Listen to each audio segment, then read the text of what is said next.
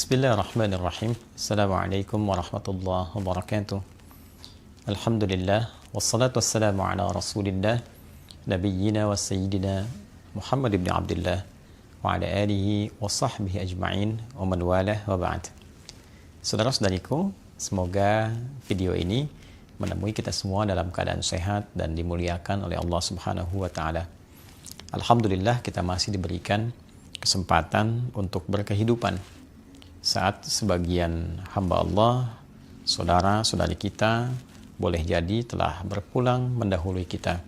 Semoga amal ibadah mereka diterima oleh Allah Subhanahu wa taala dengan kebaikan dan semoga mendapatkan kemuliaan dan cahaya di kubur mereka. Maka dari itu, bagi kita yang masih berkehidupan sampai detik ini, kiranya menjadi penting untuk berusaha meneladani setiap kebaikan hamba-hamba Allah yang telah kembali kepada Allah Subhanahu wa taala. Sekaligus kita juga mencoba untuk mengoreksi diri dari berbagai kekurangan yang mungkin pernah dikerjakan selama berkehidupan. Alhamdulillah, di antara sekian yang hidup, kita masih diberikan kesempatan untuk beriman pada Allah Subhanahu wa taala. Iman adalah sesuatu yang sangat istimewa, sangat mahal. Ia tidak bisa dinilai dengan apapun, terlebih dengan materi dunia. Tidak ada sekolah untuk bisa meraih iman. Tidak ada ijazah yang menerangkan tentang iman. Tidak ada harga materi dunia yang dengan itu bisa digunakan untuk membeli iman. Iman adalah anugerah yang diberikan oleh Allah Subhanahu wa taala melalui kesadaran kita untuk menerimanya, melalui ikhtiar kita untuk mendapatkannya, melalui ikhtiar kita untuk bisa menguatkannya. Allah telah menanamkan cahaya itu dalam setiap kolbu kita semenjak ruh itu ditiupkan. Kemudian terlahir dalam perjuangan ibunda kita melahirkan. Sehingga Nabi tegas mengatakan, kullu mauludin yuladu alal fitrah. Setiap yang terlahir, dia dilahirkan dengan membawa fitrah.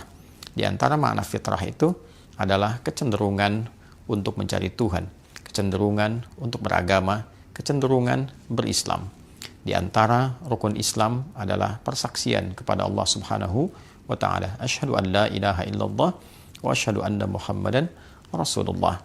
Bahwa setiap kaitan fitrah dengan agama, dengan berislam ditemukan kiranya di Al-Quran surah ke-30 Ar-Rum di ayat ke-30. Fa'aqim wajhaka lid-dini hanifa fitratallahi allati fataran nasa 'alaiha. Maka berupayalah untuk selalu menghadapkan dirimu, mengembalikan dirimu kepada fitrah yang telah Allah tetapkan pada diri kita. Apa di antara fitrah itu adalah kecenderungan untuk beragama, kecenderungan untuk berdin, kecenderungan untuk mengambil nilai-nilai agama dan meresapkannya pada jiwa kita secara benar, secara lurus, hanifah. Din yang dimaksud dalam Al-Quran ditafsir di surah Ali Imran di ayat 19 itu, inna dina indallahil Islam. Sungguh din yang dimaksudkan, yang dibenarkan oleh Allah itu adalah al-Islam. Jadi fitrah terkorelasi dengan din yang disebutkan Islam. Dan dari rukun Islam, pokok-pokok keislaman, nomor satunya adalah persaksian kepada Allah. Sedangkan rukun iman yang pertama adalah iman kepada Allah. Jadi seseorang yang terlahir, dia mendapat anugerah dari Allah berupa fitrah keimanan. Hanya apakah fitrah itu dia aktifkan, diberikan potensinya, seperti ada orang punya handphone, kemudian dia aktifkan atau tidak jaringannya, supaya bisa kemudian aktif, bisa mendapatkan sinyal dan seterusnya. Demikian potensi itu ditanamkan pada diri kita, tinggal bagaimana kemampuan kita untuk berikhtiar mengaktifkan sinyal-sinyal iman itu, potensi iman itu agar bisa digunakan dalam kehidupan. Fa'abawahu yuhawwidanihi aw yunassiranihi aw yumajjisanihi. Maka lingkungan tempat kita beraktivitas, pengaruh sekitaran, bisa jadi orang tua, bisa jadi teman, bisa jadi tempat kita beraktivitas, itu yang membuat seseorang kadang-kadang berubah, kadang bergeser, bahkan kehilangan fitrahnya. Jadi penting bagi kita untuk mengkondisikan lingkungan keluarga Ayah menjaga iman, ibu menjaga iman, satu keluarga akan terjaga. Lingkungan memberikan pengaruh, bahkan mengarahkan seseorang bagaimana dia berkarakter, bagaimana dia berperilaku, dan bagaimana dia menyusun arah berkehidupan. Di keluarga baik, tapi di lingkungan sekolah mendapatkan kondisi yang tidak baik. Disekolahkan di tempat yang tidak ada iman. Mendapatkan guru yang tidak beriman. Mendapatkan pengajar yang tidak beriman. Maka boleh jadi imannya bisa terkikis atau ia berpotensi kehilangan cahaya imannya. Demikian dia sekolah di tempat yang penuh dengan iman, tapi semisal beraktivitas, bekerja, bergaul di tempat dan lingkungan yang tidak mendukung keimanannya, bahkan menyoal keimanannya, maka berpotensi ia pun kehilangan atau bahkan terlemahkan oleh lingkungan itu terkait dengan keadaan imannya. Maka berbahagialah, bersyukurlah, kita masih diberikan kehidupan, kita masih dapat beriman. Dan pertanyaan terbesarnya adalah bagaimana kita dapat menyadari, mengetahui, memastikan bahwa dalam diri kita masih ada iman. Apakah dicukupkan dengan mengatakan saya beriman? Cukup dengan tuturan lisan? Ternyata konfirmasi keimanan itu tidak hanya dicukupkan pada lisan saja, tapi mesti dikonfirmasikan dengan keadaan hati yang dapat merespon akan sinyal-sinyal yang dipancarkan oleh Allah untuk mengaktifkan keadaan iman itu. Dulu ada orang yang mengatakan kami telah beriman di era Nabi SAW. Lalu Allah Subhanahu wa Ta'ala menurunkan wahyu kepada Nabi Muhammad SAW untuk memberikan standar iman yang tidak melalui ucapan, tapi konfirmasi dari kedalaman hati. Maka turunlah diantaranya Al-Quran. Surah ke-49 itu di ayat ke-14. Qalatil a'rabu amanna. Segelintir orang Arab, Baduy pada masa itu, mengatakan kami telah beriman dengan lisan mereka. Qul lam tu'minu. Maka Allah menyampaikan kepada Nabi Muhammad SAW. Muhammad sampaikan pada mereka, lam tu'minu. Kalian belum beriman yang sejati, belum benar. Jadi iman tidak cukup dikatakan dengan lisan. Boleh jadi sebagian orang akan berkata, saya juga beriman. Boleh jadi ada orang yang memang membutuhkan kalimat iman itu untuk kebutuhan duniawi. Sehingga dengan lisannya dia bisa berkamuflase mengatakan, saya pun beriman, saya juga muslim. Maka Allah membuat standar, Qul lam tu'minu. Katakan Muhammad SAW, kalian belum beriman yang sejati. Walakin qulu aslamna walamma yadkhulul imanu fi qulubikum. Tapi cukup katakan, saya baru mendeklarasikan sebagai muslim. Saya pun Islam. Tapi untuk memastikan keislaman Anda benar itu, cek dalam qalbumu. Kalau hanya di lisan, belum masuk ke dalam hatinya, maka belum masuk standar beriman yang sejati. Baru klaim dasar keislaman saja. Bagaimana mengkonfirmasi bahwa iman itu sudah masuk ke dalam hati? Maka turunlah kemudian Al-Quran, surah ke-8, Al-Anfal. Bila kita lihat dan kita temukan, Allah Subhanahu wa Ta'ala di pembuka ayat ini, ketika memasuki ayat yang kedua, membuat sebuah standar dengan menggunakan huruf pembatas, namanya adatul hasri. Innamal mu'minuna alladzina idza dzukirallahu wajilat qulubuhum wa idza tuliyat alaihim ayatuhu zadatuhum imana wa ala rabbihim yatawakkalun. Sungguh, ciri orang-orang yang memiliki keimanan itu hanyalah jika awal ayat diawali dengan kata innama, itu disebut adatul hasri, huruf pembatas akan satu hukum. Innamal mu'minuna, sungguh ciri orang yang beriman itu, orang-orang yang mengatakan telah beriman itu hanyalah sebagai berikut. Idza dzukirallahu wajilat qulubuhum, jika disebutkan nama Allah maka terkonfirmasi ada getaran dalam kolbunya. Jadi ciri yang pertama, jika disebutkan nama Allah ada konfirmasi keimanan, keyakinan pada hatinya yang paling dalam. Bagaimana mengetahui bahwa nama Allah disebutkan untuk mengkonfirmasi adanya iman dalam hati yang paling dalam?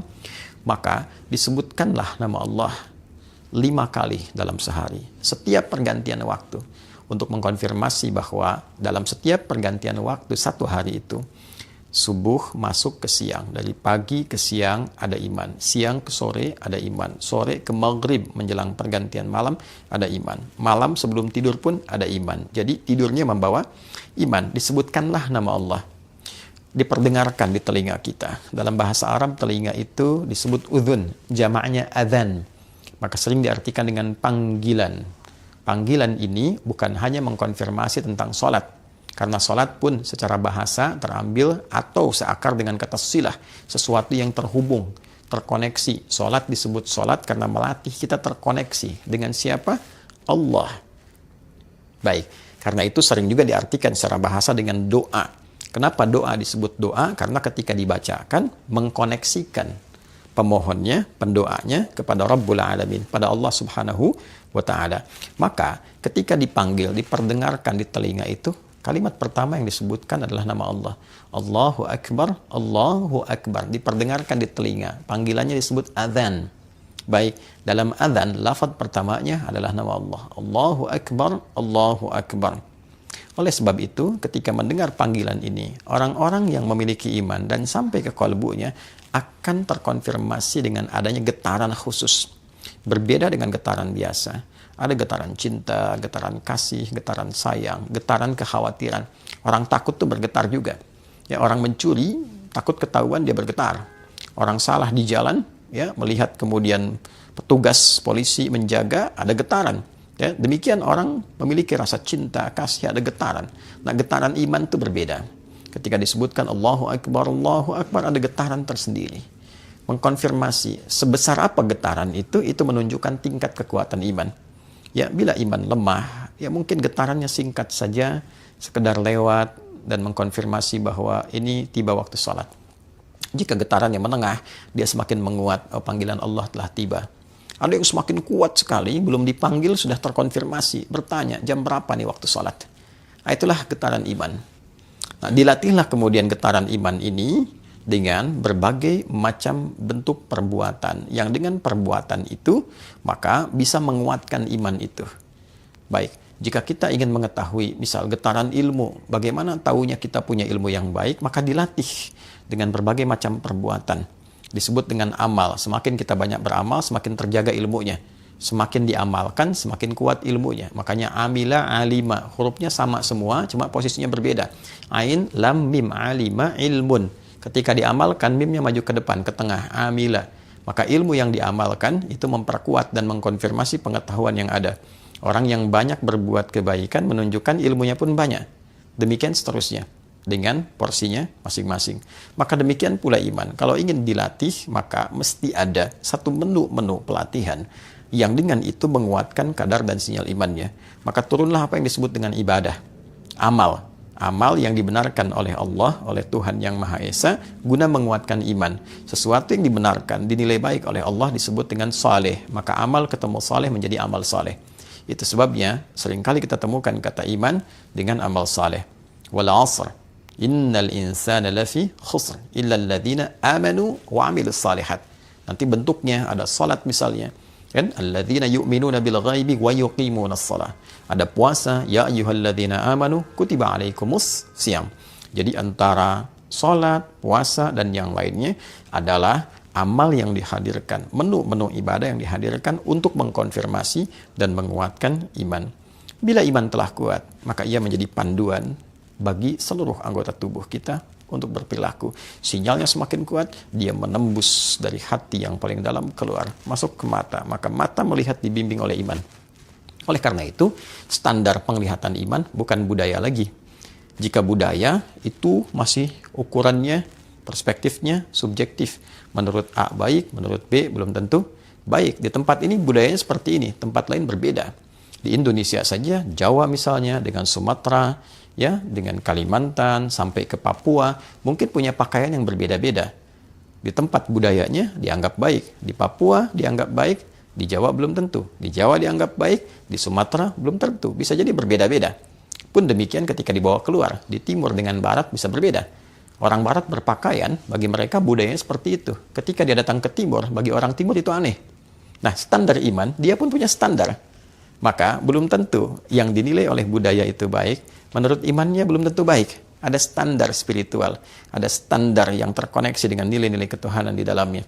Ya, menurut imannya kurang baik dipalingkan sebagai dasar penghormatan kepada orangnya. Bukan untuk mengecilkan nilainya, tapi untuk menghormati pemilik objek itu, maka iman mengatakan, palingkan pandanganmu, karena dengan itu diarahkan kepada objek dimaksud, maka imanmu akan menjadi persoalan. Dia terganggu, dia bisa melemah. Pun demikian pada saat yang bersamaan, ketika melemah iman, nafsu aktif. Ketika nafsu aktif bisa merusak kepada objek. Maka seseorang sering memandang, misal lawan jenisnya dengan pakaian yang sangat minim misalnya, imannya dilawan, dilihat dengan nafsunya, maka nafsu hadir pada jiwanya, membuat sebuah imajinasi di kepalanya, terbayang-bayang, ingin melihat lagi, memantau, aktiflah nafsu, ditunggangi oleh setan, maka bisa berbuat hal yang tidak pantas, terjadi perzinahan, terjadi perundungan, terjadi pelecehan, dan sebagainya. Nah, ketika iman memandu untuk memalingkan, ini berarti menjaga kehormatan pemiliknya, sekaligus menghormati objek yang dipandangnya, agar selalu keadaan dirinya terjaga pada kemuliaan. Itulah indahnya iman. Dari mata turun ke lisan, berbicara dengan iman, mendengar dengan iman, melangkah menggunakan iman, dan sepenuhnya kita beraktivitas dengan iman, dan dengan itulah kita pulang kepada Allah, dikonfirmasi keimanan dengan kalimat La ilaha illallah. Rukun Islam yang pertama, konfirmasi iman kepada Allah sebagai iman yang pertama, dan seperti dibuka dengan iman, ditutup dengan iman, kembali kepada Allah dengan iman, diberikan surga pun dengan iman. Wa basyiril ladzina amanu iman wa amilus salihati amal saleh anna lahum jannatin tajri min tahtihal anhar. Dengan iman dan amal saleh itulah bekal utama agar kita dapat meraih surga yang kita dambakan dengan segala keindahan yang terdapat di dalamnya. Bersyukurlah kita masih diberikan iman. Mari berdoa. Yang belum beriman, semoga Allah berikan hidayah keimanan pada dirinya. Semoga menjadi saudara-saudari kita dalam kebaikan, dan semoga hidup kita lebih baik dan wafat dalam keadaan husnul khatimah. Adi Hidayat, mohon maaf. Assalamualaikum warahmatullahi wabarakatuh.